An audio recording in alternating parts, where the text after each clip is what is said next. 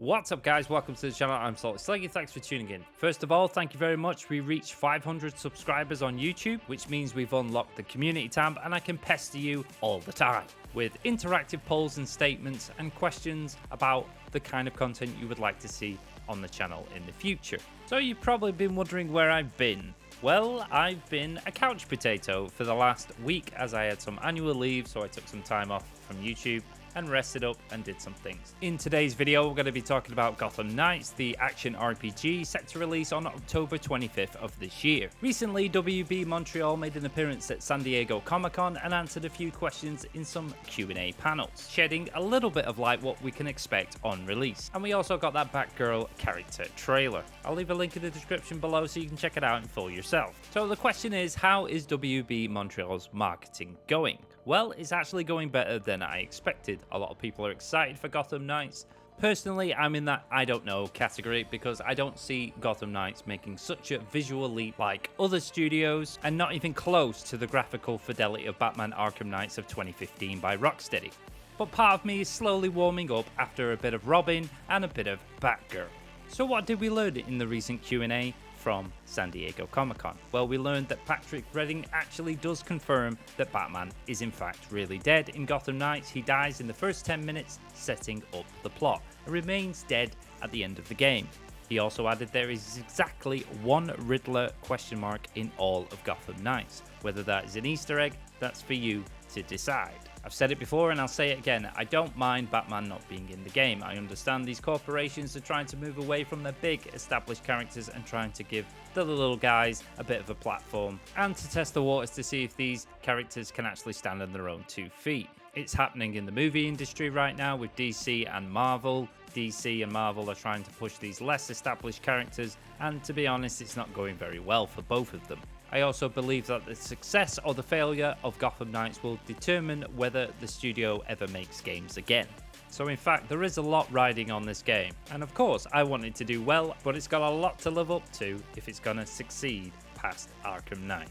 When asked about why we see Tim Drake as Robin instead of Damian Wayne, it's hard for him to answer that question without a major spoiler in the storyline. Gotham Knights creative director Patrick Redding said there are reasons that will become very clear why Damian is not in the picture, so he'll be mentioned but he won't be present. Probably one of the biggest questions for a lot of Batman fans is the Joker in the game. He was asked if the Joker was in the game, to which he responded no, but added, I will not confirm or deny whether Harley is indicating that Joker's clownish compatriot might make an appearance of some sort. And there are 2 indications of why this is possible, as the Shield itself says that Harley was here. And also, we see Batgirl fighting a brute-like enemy who is wearing a hyena mask and sporting Harley's colours, which leads to a high possibility we'll see her in the game. Also releasing alongside Gotham Knights is a prequel 6-issue limited edition comic titled Batman Gotham Knights Gilded City. They'll be releasing 1 issue per month. Every issue will come with 1 game code, and the first edition will see this generic white Batcycle added to your collection for $4.99. So whether you want to pay $30 to know the last case of Batman before he dies before the start of Gotham Knights, that's subject to the individual. I wasn't born yesterday, this is just DC trying to milk you for more money. But if you're a comic book nerd, then it's right up your alley. When it comes to Batgirl, I'm impressed. She is the closest to Batman that you will play in the game. Even according to Patrick Redding, if you're very akin to the Arkham series, this will be very familiar territory for yourself. Some of the things are questionable, that look on her face is questionable graphically.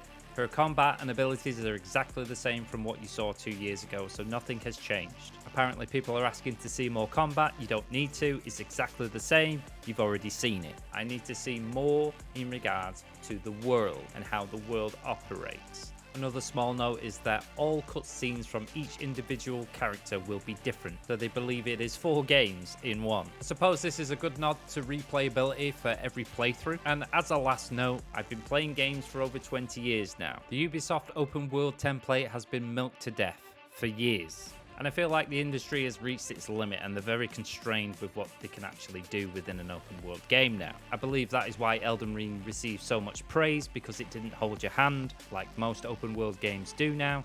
You had that sense of exploration, adventure, But I think that we can all agree that taking away UI is not groundbreaking by any means either. And I've always wanted to dive back into the world of Gotham. It's been 7 years, so it better be good.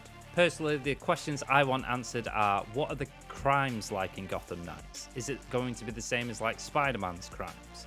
What are the side quests going to be like? Are we going to see fetch quests everywhere? And hopefully these questions will be answered further leading up to release. And more gameplay. We still have the Red Hood character trailer to come. I don't expect anything different from that one. Ultimately, the question is, will the game be engaging enough? And that is the question that I'm going to leave you with.